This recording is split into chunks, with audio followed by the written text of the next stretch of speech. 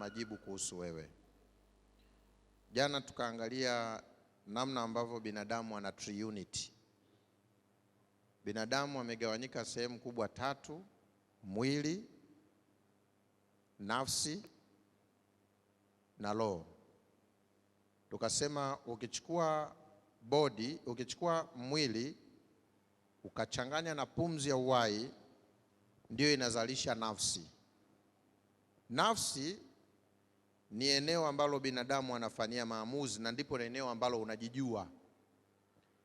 Nafsi ni eneo ambalo linaunganisha mwili na roho, liko hapo katikati. Wenzetu wazungu wanaita soul. Kuna body, soul na spirit. Hivyo jana tukaangalia kwa kina, tukasema ndani ya hiyo eneo linaloitwa nafsi kuna kitu kina nguvu sana kinaitwa will power, ambacho hizi siku zilizosalia tutaenda kwa undani sana. Tutaangalia hiyo will power kwa undani mpaka tutakapomaliza sehemu ya kwanza ya hili somo. Kwenye soul huwa kuna vitu vikubwa vitatu. Wale ambao mnapenda kuandika, cha kwanza kuna mind. Sasa mind sijui Kiswahili chake nisemaje, lakini tukubaliane ni eneo ambalo unaweza kufikiri. Cha pili ambacho kinapatikana kwenye soul ni will, na cha tatu ni emotion. Kiswahili, eneo unalofikiri, maamuzi na hisia. Roho na mwili unategemea sana nafsi. Kazi ya mwili ni kupokea taarifa kupitia milango mitano ya fahamu, ambao ni pua, macho, sikio, ulimi na ngozi. Kwa hiyo mwili tulionao kazi yake unapokea tu taarifa. Ukizipokea unazipeleka kwenye nafsi. Nafsi anafanya maamuzi ya zile taarifa, na kisha anaweza akauagiza mwili ufanyie kazi yale maamuzi yaliyofanywa kwenye nafsi. Mungu alivyotuumba, alivyotaka tuwe kama yeye. Katika Mwanzo 1:26 Mungu akasema, na tumfanye mtu kwa mfano, kwa sura, wakatawale nini? Sasa nisikilize, Mungu anisaidie leo tena unielewe. Binadamu hakuumbwa ili vitu vya nje vimuongoze ndani. Hatukuumbwa external factor zi affect internal factor.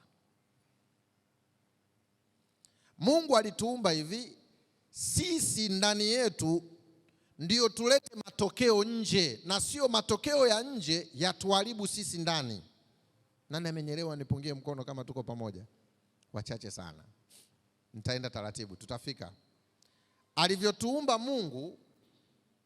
Mungu anataka hivi, kabla dhambi haijaingia, anataka akiwa ndani yetu azungumze na sisi, awe na sisi, alafu sisi tufanye vitu vya nje vitakavyomwakilisha Mungu na kuleta matokeo mazuri kwenye jamii inayotuzunguka.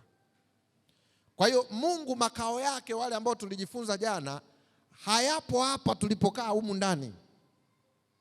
Hili ni jengo tu limechukua sehemu ndogo sana ya dunia. Kuna grupu nipo ndani ya hilo grupu, huwa ni grupu la kubishania dini, na kwa kweli tunabishanaga sana kwenye hilo grupu. Mmoja akaandika hivi, mimi ningalikuwa Mungu, mashoga wote ningewaua. Mwingine naye akaandika chini, hawana haja ya kufa lakini hawatakiwi kanisani. Ngoje niwaambie, mimi mwenyewe na discourage kabisa, natoa tu mfano ili nielewe. Na ningekuwa nafundisha ndoa, ningesema kabisa kwamba aliyeamua mtu awe mwanamke na mwanaume sio binadamu. Aliyeamua ni Mungu. Leo kuna watu wanaitwa transgender. Mwae kuwasikia eti mtu anajisikia yeye anajisikia awe nani? Shenzi kabisa. Yaani kama kuna sehemu shetani ameingiza akili ya kipumbavu ni hapo. Kama Mungu muumba wa hii dunia anamfahamu kabisa fulani ni mwizi na anakuja nyumbani kwako usiku ukiwa umelala, na Mungu anamuona, na inawezekana kuna wakati anasema Mungu nisaidie nisikamatwe, anavunja dirisha lako la aluminium, anaingia ndani, anaiba na anaondoka, na Mungu amemfanyaje? Na Mungu amemnyamazia, hajamfanya chochote. Unafikiri kati ya wewe na Mungu yupi anaumia zaidi? Ni Mungu. Ngoja niende taratibu, tutafika. Mama yako mzazi akifa, kati ya wewe na Mungu nani anaumia sana? Ni Mungu. Kwa sababu mimi simmiliki mke wangu, nimekutana naye akiwa na miaka 25. Mungu ndiye aliyemuumba. Leo mke wangu akifa, anayepaswa awe na uchungu sana kuliko ni Mungu, ndo amepoteza, sio mimi. Inawezekana hapo msibani nikaa naangalia tu kwamba sasa hapa niko hapo nalia huku naangalia hapa, sasa watoto hao wataishiji? Nataka uweke kwenye concept yako hivi ninakoelekea kwenye somo la leo. Kama binadamu tungeielewa plani ya Mungu, tungeelewa makusudi, kwa sababu binadamu huwezi kufanya kitu chochote cha maana duniani mpaka uwepo wa Mungu uwe ndani yako. Na sisi tuliumbwa ili Mungu akae ndani. Biblia inaposema kitabu cha Mathayo 6 fungu la 9 na la 10. Mimi napenda pale inaposema, nianzie tu mwanzo. Baba yetu uliye wapi? Jina lako lifanye nini? Mapenzi yako hapa duniani kama uko wapi? Hapa duniani kama uko wapi? Maana yake Mungu anataka mapenzi yake ya mbinguni yafanike duniani akiwa ndani yako.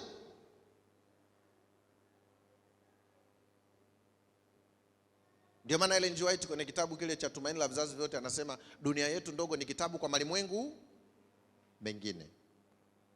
Sasa kama hiyo ndio plani ya Mungu, kwa nini leo tunaongozwa na external factor? Nikiwa na maanisha nini? Wengi tuliokaa hapa mtakubaliana na mimi. Hivi unafahamu sehemu kubwa ya maisha yetu sasa hivi tunaongozwa na vitu vya nje kuliko sisi ndani.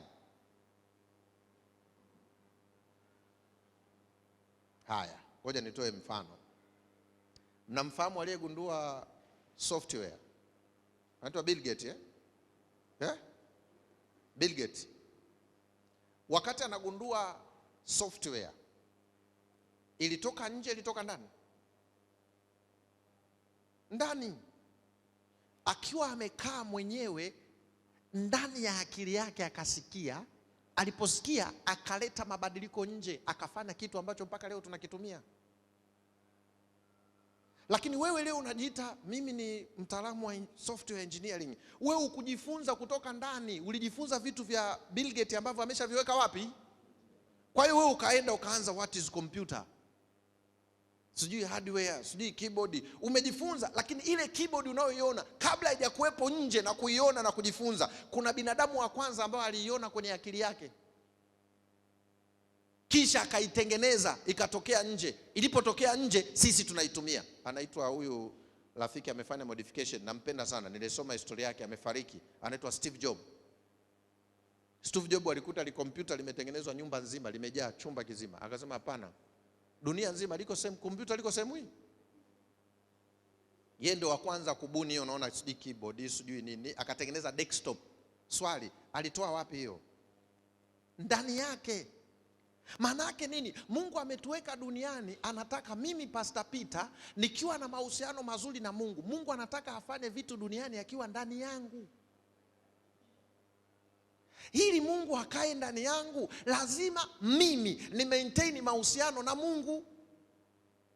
Sasa ili niweze kuishi vile Mungu anavyohitaji, napaswa Mungu awe ndani yangu. Na kwa sababu hiyo, kumbe kazi yangu duniani ni kujifunza kuhusu Mungu, maana nimeumbwa kwa mfano wa nani? Bwana Yesu asifiwe. Sasa twende hapa, kuna kitu najua na nyinyi mnakijua. ni kibaya sana. Tutajifunza mpaka tunamaliza. Kinaitwa media. Umewahi kusikia media? Kiswahili sio kizuri sana, lakini tunasema vyombo vya nini?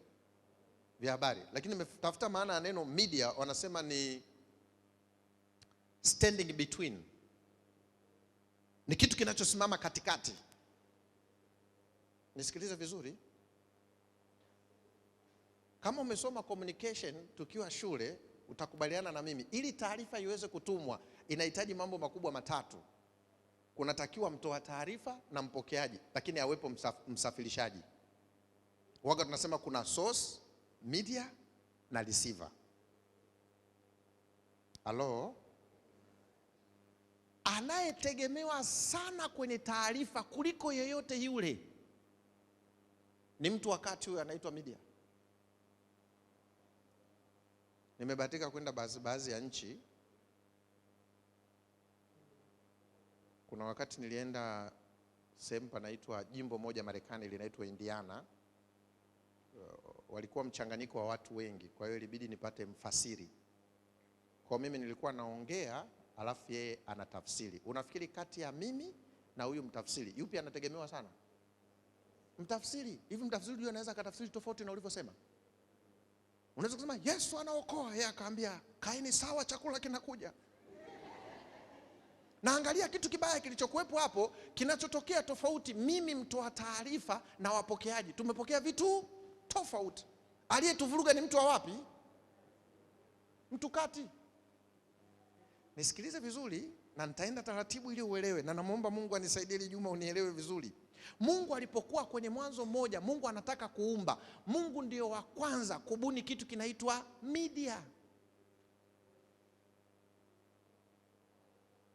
Alibuni vipi? Hapo mwanzo Mungu aliziumba mbingu na nini? Lakini kuuliza swali, Mungu wakati anaumba, aliumba akisemaje? Akitumia nini ili aumbe? Mwanzo 1:3 Mungu akasema. Mwanzo 1:6 Mungu akasema. Mwanzo 1:7 Mungu akasema. Mwanzo 1:14 Mungu akasema.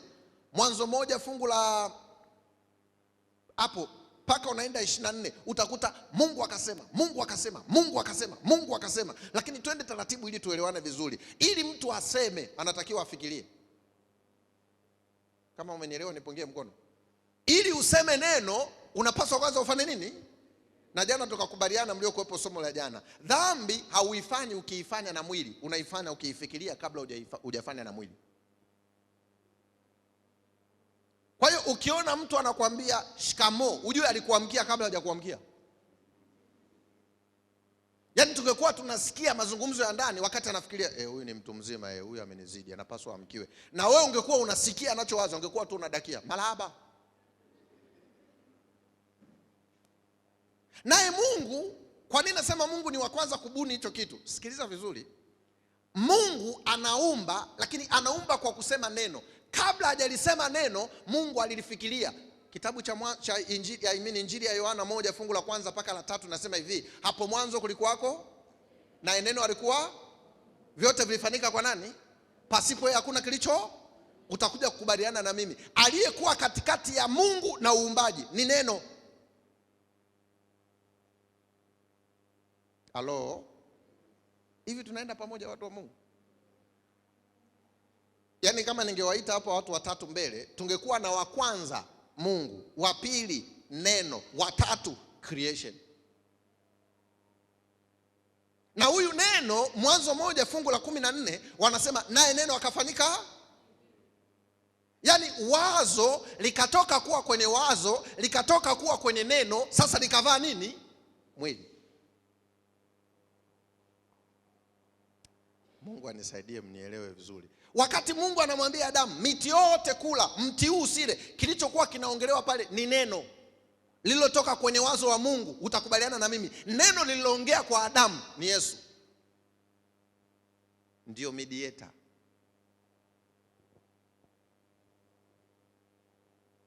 Natamani hapa nieleze kidogo mnielewe kwa nini nasema neno ni Yesu. Hebu tuje kibinadamu tu tunavyojifunza. Naamini na nyinyi mmejifunza hivyo. Wanasema jambo lolote kabla halijafanyika linaanzaga kuwa idea, si ndio? Idea huwa exist physical. haionekani hivi hivi, haionekani. Hata neno huwezi kulishika, ila unaweza kulitunza kwenye kumbukumbu za kurekodi. Kwa mantiki hiyo, kabla Mungu hajaumba mti, aliufikiria. Mediator ni nani anayesababisha mti utokee? Neno. Kwa hiyo iwe hiki. Ndio maana katika kitabu cha Wakolosai 1:16 na 17 anasema vitu vyote viliumbwa na nani? Na Yesu.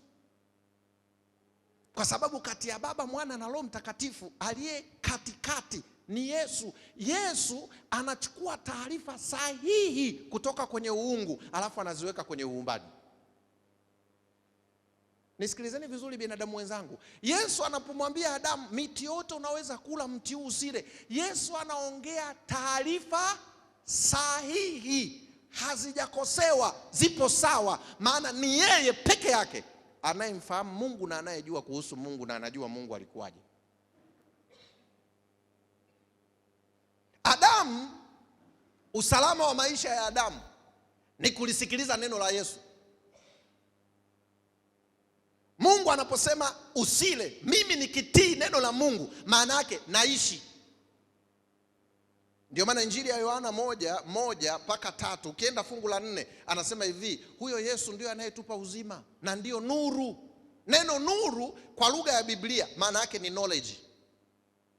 Kiswahili ni nini? Maarifa. Na darkness kwa lugha ya Biblia ni ignorance. Kwa lugha nyingine, neno analolisema Yesu linatoa uzima. Yesu aliposema iwe miti, miti ikatokea, uzima ukatokea. Kumbe neno la Mungu linalotamkwa kwako ni uzima wa maisha yako. Na mimi nampenda sana Yesu.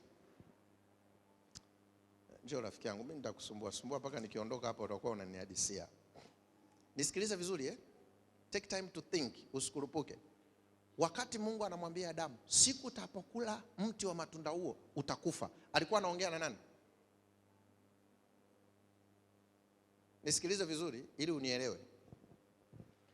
Huyu ndio Adamu. Mimi namuumba, nampulizia pumzi ya uhai. Anapofumbua macho ananiona nani? Niwaulize swali. Adamu ana uhakika gani mimi nimemuumba?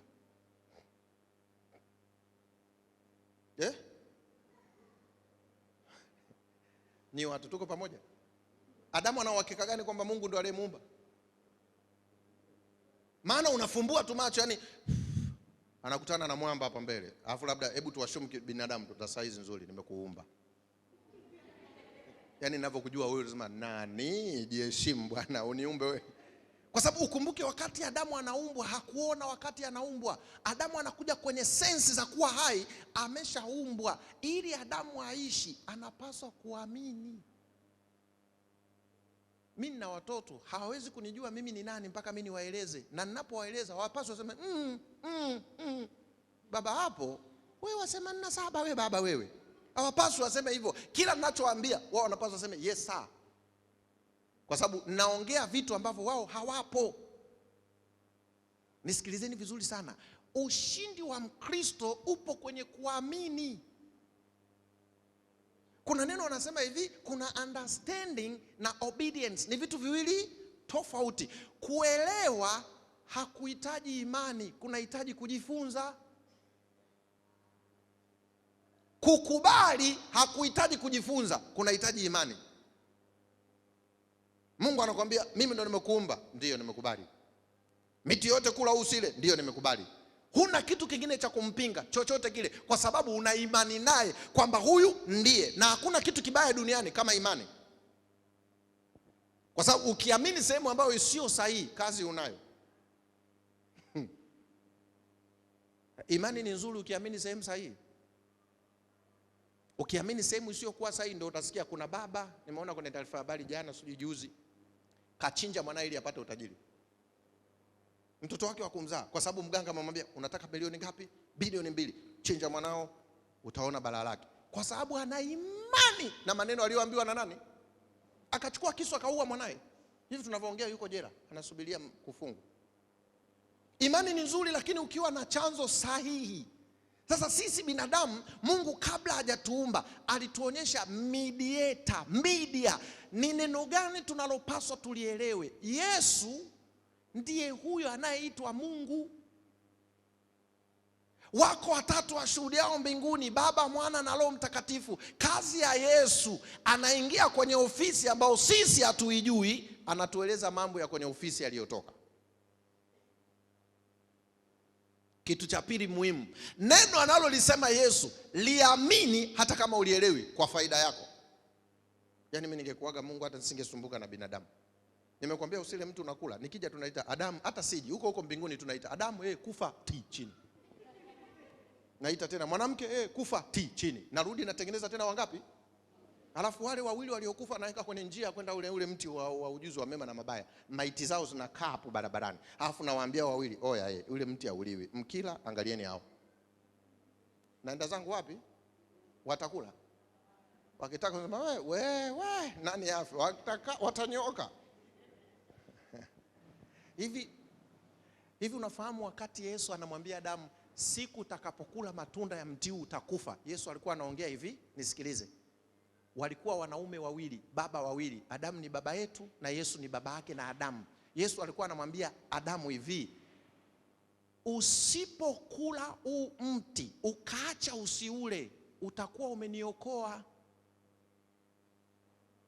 Maana siku ukila, jinsi ninavyokupenda, utaniua. Maana nasema mkisoma Biblia mtulie, msisome kwa haraka. Yesu alikuwa anajiongelea. Yesu anamwambia Adamu, nimekuumba bila hiari yako. Sikiliza vizuri. Hukutaka nikuumbe, sikukuomba nikuumbe. Mimi Mungu kwa mapenzi yangu mwenyewe, kwa kutaka mwenyewe nilikuumba. Hukuniomba. Kuna mtu hapa alinegotiate na Mungu ili aumbwe? Yupo? Ni Mungu mwenyewe aliamua. Anayejua thamani ya mtu sio mtu. Sijui kama unanielewa ninachokiongea. Mtu hajui thamani ya mtu. Mungu anajua thamani ya mtu. Kama Mungu alichagua kifo ili wewe uishi, unafikiri wewe na kifo kipi cha thamani? Alafu wewe tu umekaa leo unajidharau, unajichukulia poa. Muangalie Mungu aliyokuumba, alikuwa tayari kusacrifice. Unajua huyu Yesu, mimi naonaga aibu kusema vitu vyote hapa mbele za watu. Lakini nikiwaga najifunza kuna vitu nikivisema ni aibu. Wanaume, ni sehemu gani ya mwili sisi wanaume ikikamatwa tunaumia kuliko sehemu yote? Mmeshaielewa Sasa Yesu alikamatwa hizo sehemu. Aliminywa hizo sehemu akiwa hana nguo, akakubali maumivu hayo ili huyu mtu aishi. Kwa sababu Yesu ndo anajua thamani ya mtu. Maana yeye alikaa akakudesign, anajua alichoweka ndani yako. Na nisikilize, Mungu hayuko tayari kupoteza. Lakini sisi binadamu tumejichukulia poa kabisa. Laiti Mungu angetupa akili na macho ya kuona anavyotuona, usingejichukulia poa. Ndio lile neno pale, kama neno la Mungu liliumba, maana yake neno lililomwambia Adamu, maana yake ni Yesu. Maana neno la Mungu ni Mungu, na neno akafanyika. Maana neno Yesu alilolisema siku ukila utakufa, neno maana yake ni Yesu mwenyewe. Anamwambia Adamu hivi, mimi ndio nimekuumba, najua thamani na uwezo nilioweka ndani yako. Hakuna kiumbe anayekujua isipokuwa mimi. Na Adamu, siko tayari kukupoteza. Hebu tuingie mkataba, tukubaliane Adamu. Ukiamua usipokula huu mti, nani angemuokoa mwenzie? Eti Adamu asingekula ule mti, nani angeokolewa?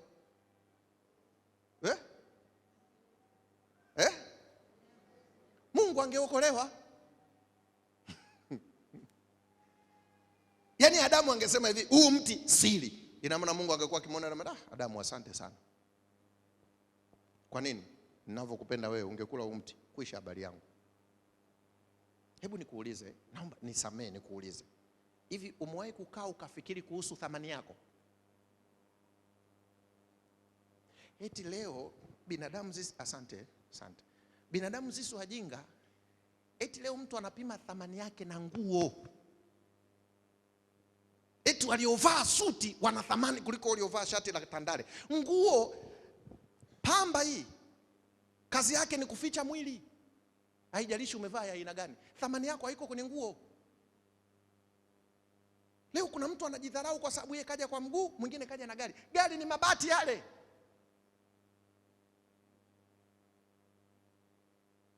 Wewe una thamani kubwa kuliko unavyofikiri. Usijichukulie poa wala usijidharau, na usijifananishe na mtu mwingine. Anayejua value yako ni Baba yako wa mbinguni. Sijui kama mnanielewa ninachosema. Leo kuna mtu umejidharau eti kwa sababu ulizalishwa. Kuna mtu leo umejidharau kwa sababu kanisani walikuona sijui umefutwa ushirika.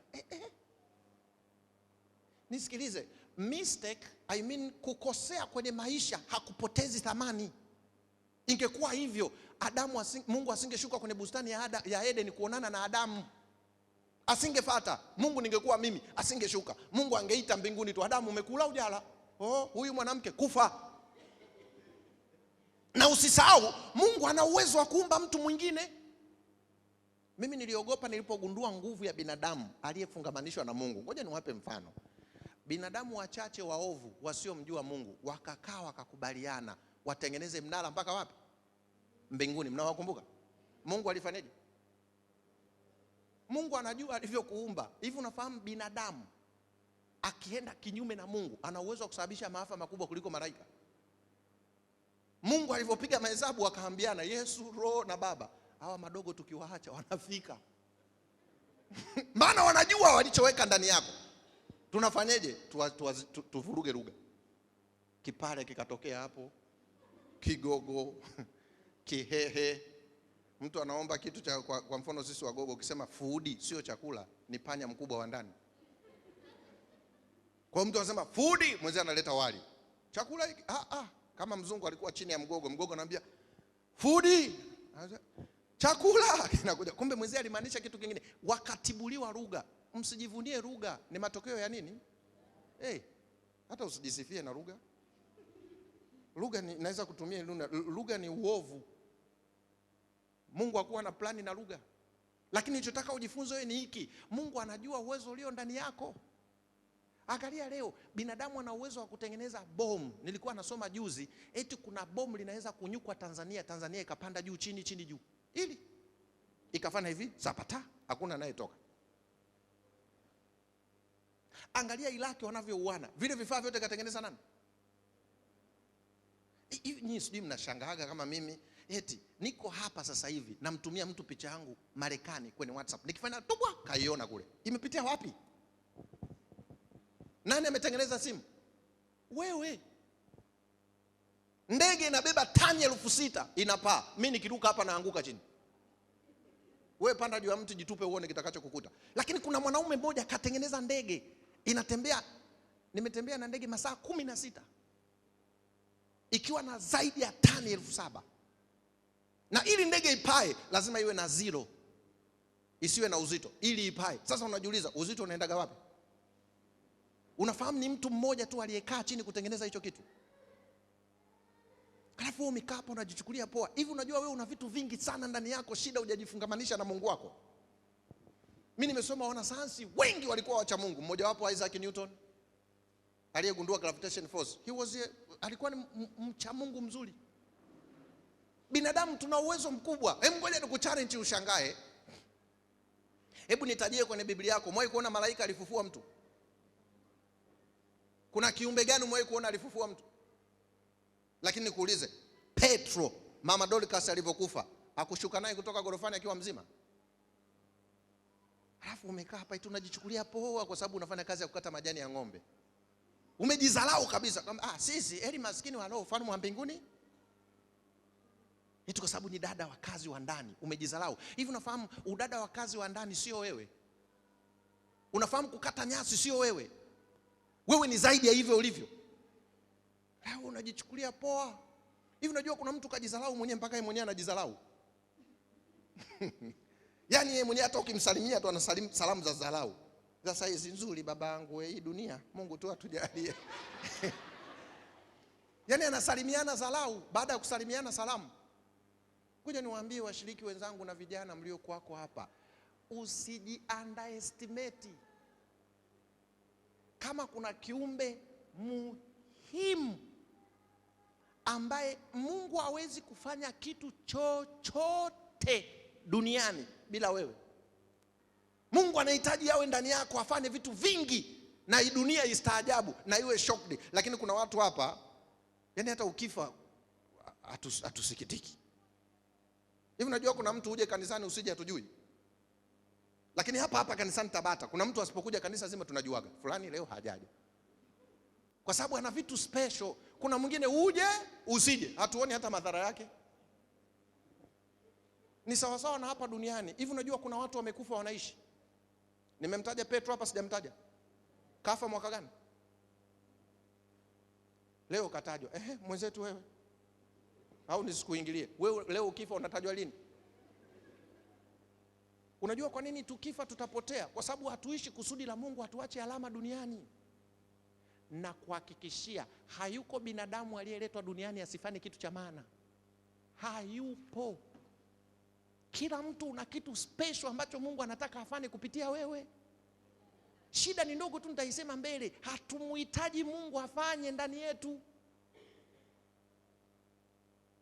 Tumeacha mwili ndio uongozwe na dunia, na hatuhitaji Mungu aliye ndani yetu aiongoze dunia.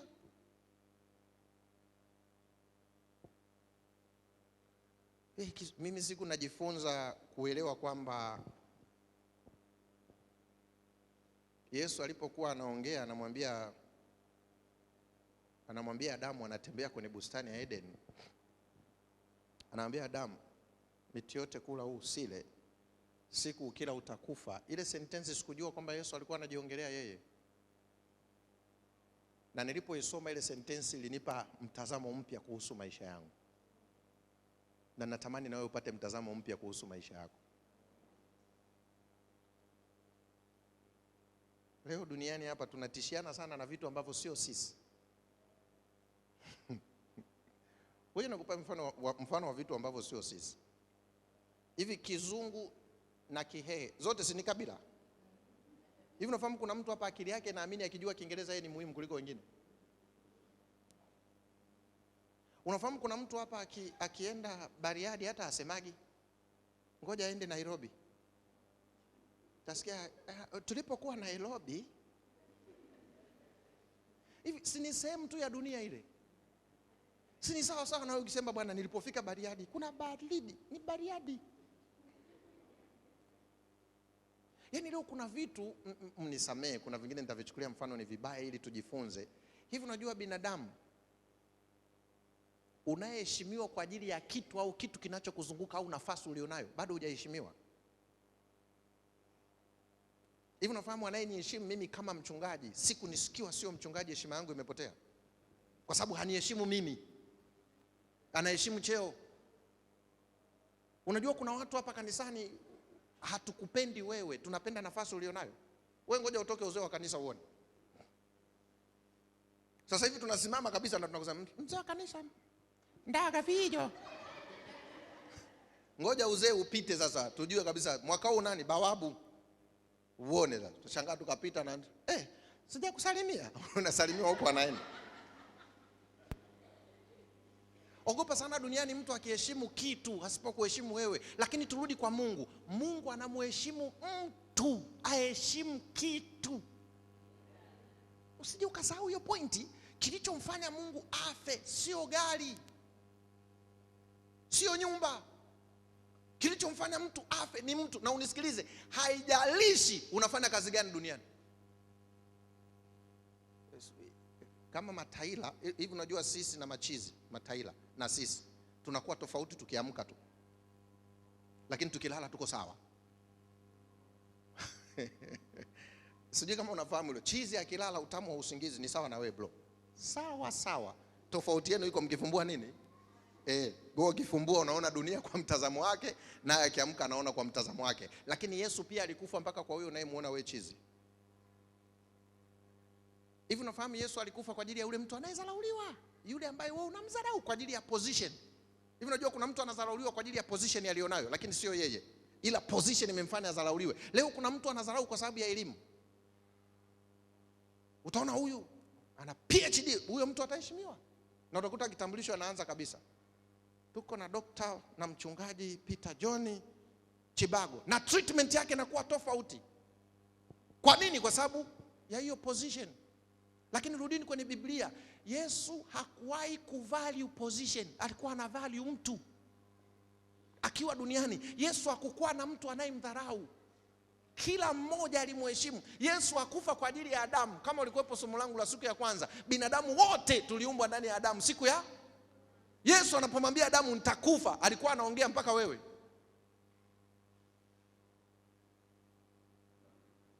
Mimi nikuombe kuanzia leo, badilisha mtazamo wako. Acha kuwa na mtazamo hasi kuhusu wewe. Hivi unafahamu kuna vitu duniani havihusiani na dini, ila ni uchaguzi wa maisha. Havihusiani na mahusiano na Mungu, ila ni uchaguzi tu. Ngoja tutoe mfano.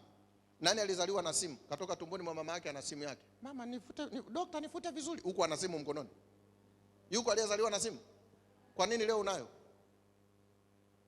Ni maamuzi tu ukapata simu. Kuna aliyezaliwa na nguo? Mbona umevaa saizi? Ni maamuzi.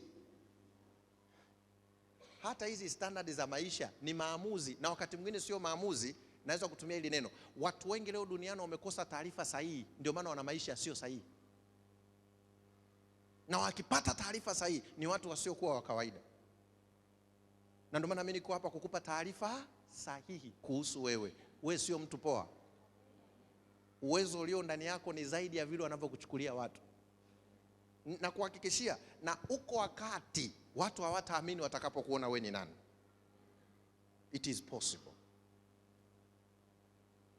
Mimi naumia sana nikisikia mzazi anamwambia mwanae, mjinga wewe, bichwa kama baba yako. Mtoto uliyemzaa unamwambia nani? Samanini kwa nia njema tu akina mama. Wakati unamwambia mtoto mjinga, Mungu anajisikiaje? Yaani yule aliyemfanya Yesu afe, alafu unamwambia mjinga. Kama kile kilichomuua Mungu ni mjinga, Mungu ni? Kama kilichomuua Mungu ni kijinga, Mungu ni? Malizia, unaogopa nini? Na unamwambiaga mtoto mjinga wewe?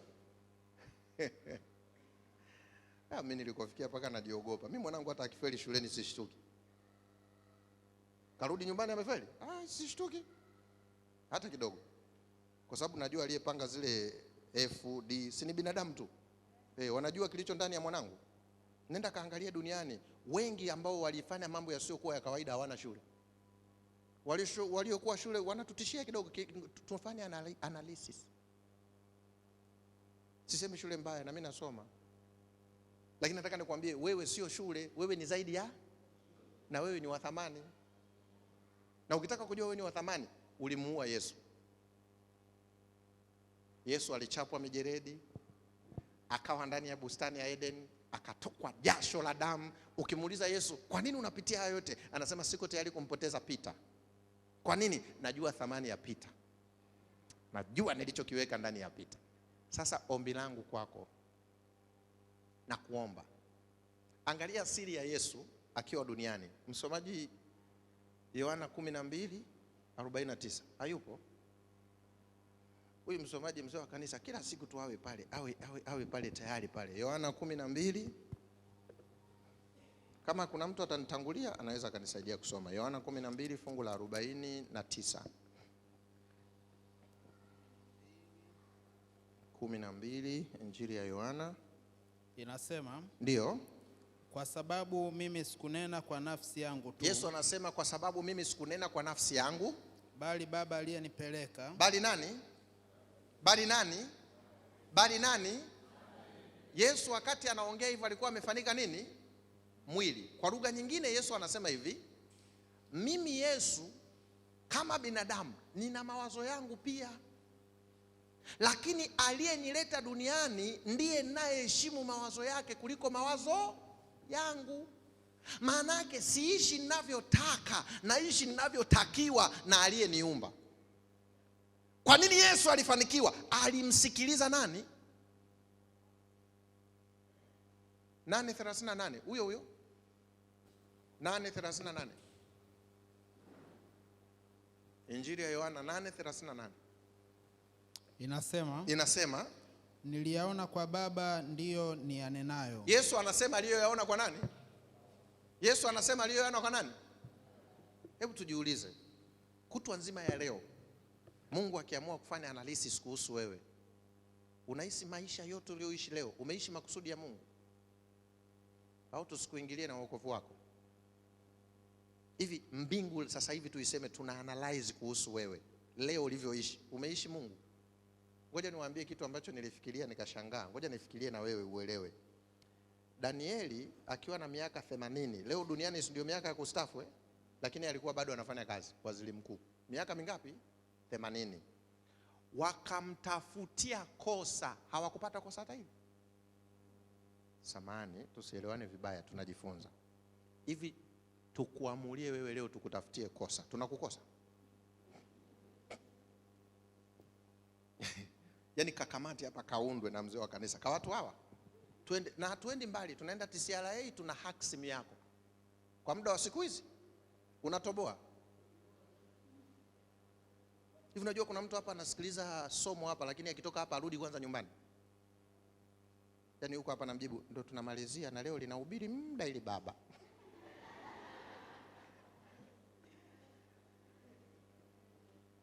Kama kuna mtu ananiinspire sana kwenye maisha yangu ya Ukristo, ni kipindi binadamu walipotafuta kosa la Danieli wakalikosa, alafu wakachukua lisilokuwa kosa wakalifanya kuwa.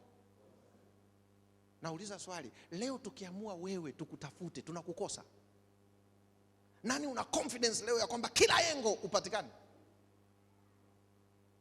Kwa nini Danieli hakupatikana kila sehemu? Kwa sababu Danieli sio malaika, lakini Danieli aliamua hadi ofisini kwake. Yaani Danieli Mungu wake hakuwa pale gorofani anapoomba. Danieli hakuwa na Mungu pale anapopiga magoti kuomba. Danieli akiingia ofisini anafanya mapenzi ya Mungu. Akitumwa kazi za kiserikali na Mungu. Sijui kaagizwa hiki na Mungu. Kila engo Danieli alikuwa perfect.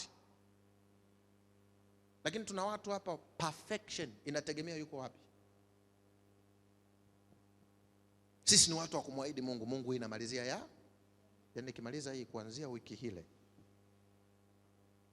sitarudia tena. Lakini wako watu mimi kwenye Biblia nikiwasoma najiuliza, sisi tunaishiji leo? Kama wakina Danieli, hebu angalieni. Ukipata muda msome Danieli, mnisamee kama hivi vitu nitakavyosema ni vibaya, mimi nimemsoma sana. Mimi kila mwaka huwa na best friend wa kwenye Biblia. Yaani namtafuta rafiki na dili naye kuliko maelezo kila mwaka. Nikikutajia rafiki wa mwaka huu utafurahi kweli. Anaitwa Yona. Ananisumbua. Ananisumbua sana na ananisumbua mno. Danieli akiwa na miaka 17, muaminifu mbele za Mungu, Mungu akamuuza kwenda kuwa mtumwa. Aliyempeleka kuwa utumwani ni nani? Hivi umewahi kumuomba aliyekutuma? Yaani wamechukuliwa Babeli, alafu usiku naambia Baba mtakatifu, Mungu muumba mbingu na nchi, nyoosha mkono wako. Hawa waovu waliotuleta huku aliyokuleta huko ni nani? Kwa hiyo hawa waovu ni wakina nani? Maana ni Mungu aliyowapeleka utumwani. Lakini angalia, Danieli anapelekwa utumwani, hamkasiriki Mungu wala hamkosei Mungu, bado muaminifu kwa. Kuna hichi kitu sidi kama mlikuwa mnajua. Mnajua kwamba Babeli ulikuwa uruhusiwi kufanya kazi kwenye jumba la ikulu. Yaani uruhusiwi kufanya kazi kwa mfalme mpaka umepotezewa nguvu zako za kiume. Mnafahamu kwamba Danieli na wenzie wote walikatwa wasiwe na uwezo wa kuwa na mwanamke?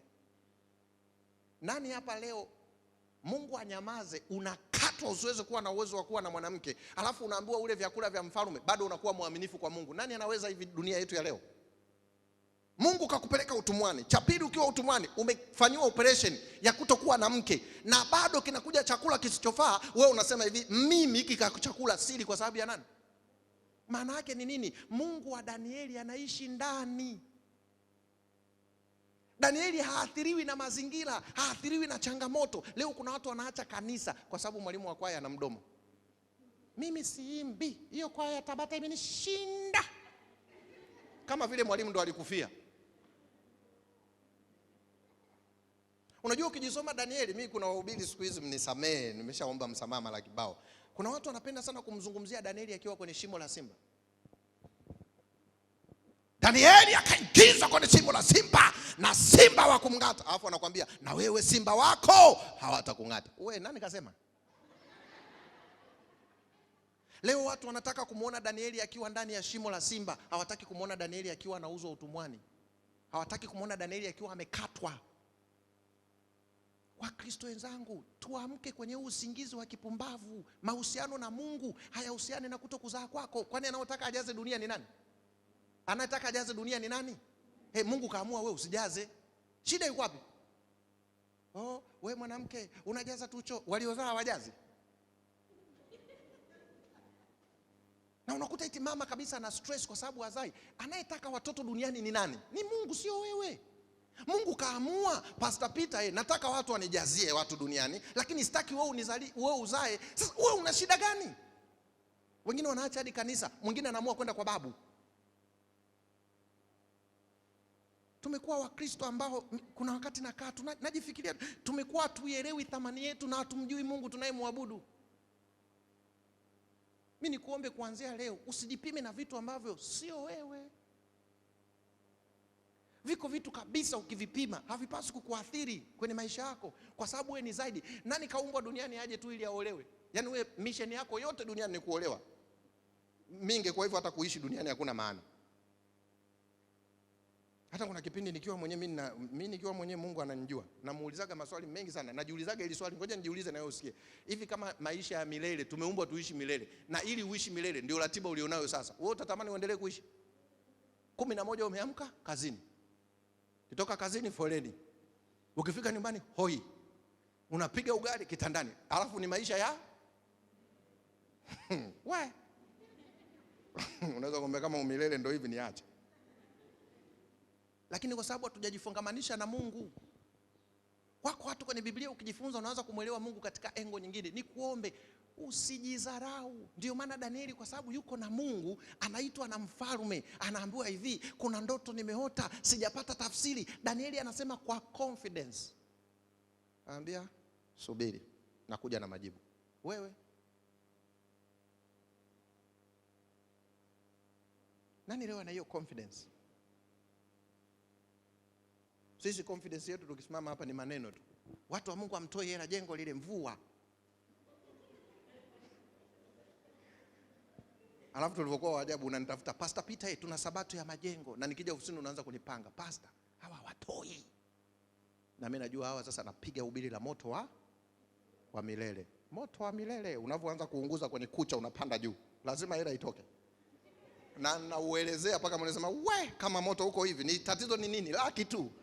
Utashangaa siku hiyo kwenye makusanyo tumepata milioni 8 cash na ahadi milioni 12 kwa sababu moto wa milele umefanyaje? Hivi unajua leo tumekuwa Wakristo wa kubustiwa. Lakini rudini kwenye basis. Hivi unafahamu kwamba target ya Mungu kuhusu sisi, Mungu alikuwa anataka ulimwengu usioonekana uonekane kwa binadamu. Ndio maana kimvuli cha Paulo watu walikuwa wanakiwahi ili wapone. Yaani Paulo akipita mgonjwa anakitime kimvuli kiko upande gani? Huu anajitupa, kimvuli kipita juu kaamka. Woyo. Kachapona. Paulo Petro anakwenda kanisani, anakutana na mlemavu. Mlemavu anamwambia Petro, "Naomba pesa." Petro anamwambia, "Uhitaji pesa." Anamshika mkono, "Simama utembee." Wewe mama, mara mwisho ulifanya hivyo lini? Hata kuku wako tu broiler wale wakifa, huna la kusema. Unabaki tu, Mungu, msingi umeenda." Umeenda. Mimi kuna wakati nakaa nafikiria, hivi unajua Waadventista wa Sabato, Mungu atusaidie sana, tunakosa authority na power kwa sababu hatujajua asili ya Mungu anavyohitaji kutenda kazi ndani yetu. Ila baya tulilonalo sisi tunamjua Mungu sana kuliko kuwa naye. Hiyo ndio shida yetu. Wa Sabato tunamjua Mungu mpaka nyumbani kwake. Si ni mbinguni baba? Lakini kuishi maisha makamilifu, hapo ndo tunaposhida. Yesu mediator aliyekuwa katikati. Hatuna sehemu ya kupata taarifa sahihi kuhusu Mungu isipokuwa kwa Yesu. Ndio maana 17:17 Injili ya Yohana nasema neno lako ni nini? Hapana, mmesema ambalo silo. 17:17 iseme hivyo. Mama sema soda sio mbaya, sio nzuri. Ingekuwa nzuri huyu mama alibidi apate kabisa. Baridi, kuna mchaichai hapa. Mumpe huyu mama mchaichai alafu mtanidai mimi. Watakase kwa ile kweli, neno lako ndio Hivi unajua Biblia inaposema neno lako linamzungumzia Yesu, na unafahamu Biblia inaposema neno lako inamzungumzia Mungu, maana yake aliye mkweli ni nani? Muda ungenitosha ningeenda pati 2 ya hili somo, lakini angalieni binadamu wetu wa kwanza alivyokuwa mjinga. Kaacha kusikiliza neno la Mungu, akasikiliza neno la nani? La shetani. Yaani kiumbe aliyeumbwa kama wewe, akaja akakwambia ukila utakufa. Ndivyo leo tunavyoharibikiwa duniani. Nitawafundisha hili somo la media, utashangaa. Hakuna kitu hatari sana sasa hivi kama media. Unafahamu kwamba watu wengi leo wamekuwa media, yaani wamepoteza kusudi lao, sasa wanaishi mitandao. Angalieni wasanii wanaoimba leo wanavyovaa. Angalieni sasa hivi promotion nyingi mpaka ya mambo yasiyofaa yako kwenye media. Leo kuna mtu unakuta haishi yeye, ameshindwa kujilinda, ameanza kuwa mtu wa ajabu, mtu na akili timamu kabisa. Kavaa nguo iko hapa chini hivi, huku chini, afu yuko barabarani na anatembea kama alivyoona kwenye TV. Na ana akili timamu. Leo watu hawajikubali wao walivyo, wanataka kuwa tofauti na alivyo. Yaani Mungu alivyomuumba, yeye hataki hivyo. Anataka kuwa kama mtu fulani alivyomuona kule, na yeye ndo awe hivyo. Tumesahau kuwa sisi ni wakina nani, tunaanza kuishi media. Na ndio maana nakwambia wa kwanza kutengeneza media ni Mungu mwenyewe. Mungu anahitaji kucommunicate na binadamu. Mimi ni Mungu na uwezo mkubwa, nataka binadamu wawe karibu na mimi. Anakuja Yesu. Yesu anajishusha katika level ya sisi wanadamu ili tuweze kuinteract na Mungu. Na Mungu anaijua thamani yako. Nisikilize, usiendeshwe na hii mitandao, usiendeshwe na watu maarufu. Wewe una thamani kubwa, humuhitaji yeye ili uwe na thamani. Leo watu wameaminishwa vitu vingi ambavyo sio vya ukweli kabisa. Samanini wa kina dada, mfano tu mmoja huu, mimi binafsi na uangaliaga. Leo unakuta binti yuko barabarani anatembea kavaa nguo kitovu kiko nje. Nguo imeishia hapa hivi, alafu chini ana jeans. Kitovu kiko na ameambiwa huo ndio ukisasa. Aliona kutoka wapi? Marekani. Mungu anatuona kweli kabisa. Mimi Mungu akiniachia nimshikie mama siku hii, duniani abaki mtu. Na kuhakikishia Mungu aniambie niko busy nishikie, mtanyooka nawaambia. Yaani nitaua mpaka na kuona kabisa wewe ni mume wa mtu, umeacha mkeo unaenda guest, napoteza nguvu za kiume. Yaani nitawatandika mpaka wewe nipeni tu wiki wote mtakaa kwenye mstari, mtajaa humu ndani na mtaanza kuimba nyimbo za jini. Naomba nifanye summary ili tuondoke leo. Kwa nini nimeanza na kusema media ni Mungu? Kwa sababu nataka tuwe na somo kubwa sana kuhusu media. Na nikuombe usipange kukosa. Kama kuna kitu hatari sana kinachoharibu wewe ni nani? Ni media. Ni mbaya sana. Lakini nisikilize pati 2 yake. Kama kuna kitu kizuri ni media. Issue sio media. Issue hiyo media, taarifa anazozitoa zinatoka wapi? Media wa kwanza tumemwona ni Yesu. Taarifa zake anasema afanye jambo lolote mpaka awasiliane na nani? Sasa niwape mfano. Leo unasikia kuna kitu kinaimbwa kamati ya chini, kimetoka kwa nani? Hicho kimetoka wapi? Na ukumbuke kabisa kinaingia kwenye conscious, kinaenda kwenye subconscious, kinakufanya wewe kuwa hivyo. Kama kuna kipindi ni hatari sana na tunapaswa tuwe macho, ni hiki kizazi. Tena mimi naogopa miaka 15 kutoka sasa, sijui tutakuwa na dunia ya aina gani. Nahofia sana. Na mbaya zaidi, sasa hivi shetani ni intelligent. Sisi tunakutana hapa kanisani. Shetani hakutani na wewe kanisani, anakutana na wewe kwenye simu. Mimi nikupe assignment, wewe nenda ufanye hiyo assignment, tutakubaliana na mimi. Ukipanda kwenye daladala, angalia wangapi wako kwenye simu zao, alafu angalia wanaangalia nini. Turudi nyumbani kwenye TV zetu, tunaangalia nini? Tamthilia. Mama na baba mko sebleni, watu wanang'atana midomo kwenye TV. Na binti akitoka hapo anataka mapenzi aliyoona kwenye nini? Kwenye TV. Akikasirikiana na mpenzi wake naye anakimbia baharini, anajua naye mpenzi wake atakuja kama yule alivyoenda kwenye TV. Utakaa baharini mpaka jua linafanyaje? Hata kuja, ile ni TV, ni maigizo. Shetani ametuharibu na hatujui kwamba hivyo vitu tunavyoviangalia vinatuharibu. Vinafanya unapoteza kile Mungu alichokiweka ndani yako, unaanza kuwa feeded na external. Shetani katengeneza programu nje zinazoathiri ndani, tunashindwa kuwa wacha Mungu. Tunabaki kuwa watu wenye dini, lakini hatuishi na mwenye dini. Watu wa Mungu, Bwana Yesu asifiwe. Media wa kwanza wa kumwamini ni Yesu. Na mimi nikuombe kuanzia leo, neno analolisema Yesu, unalielewa, ulielewi, liishi. Ndipo usalama wako ulipo.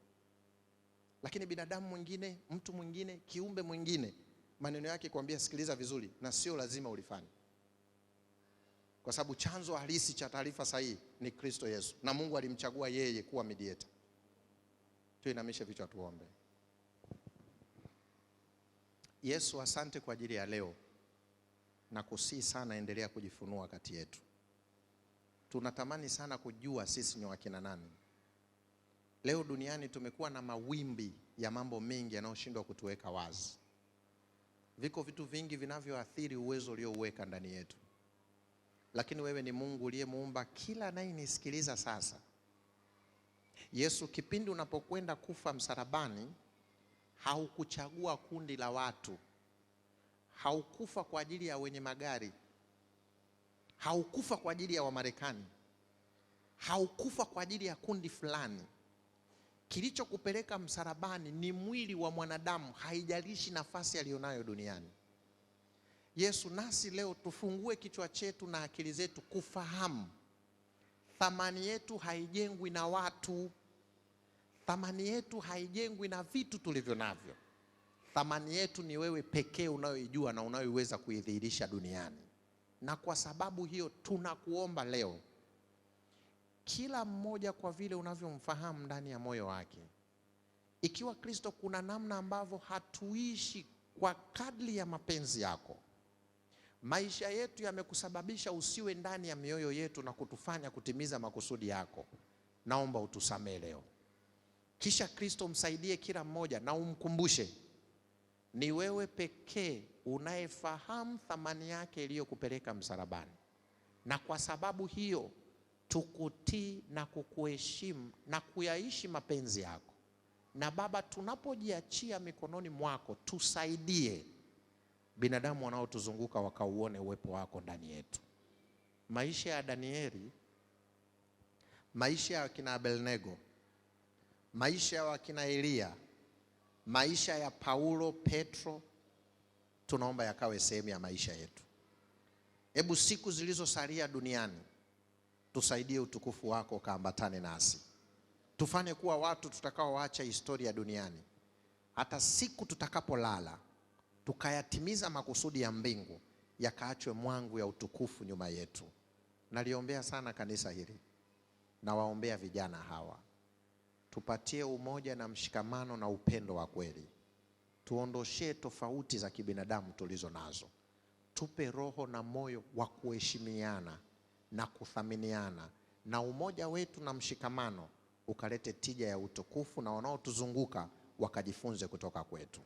Tunapotawanyika sasa, tembea nasi katika jina la Baba na la Mwana na la Roho Mtakatifu.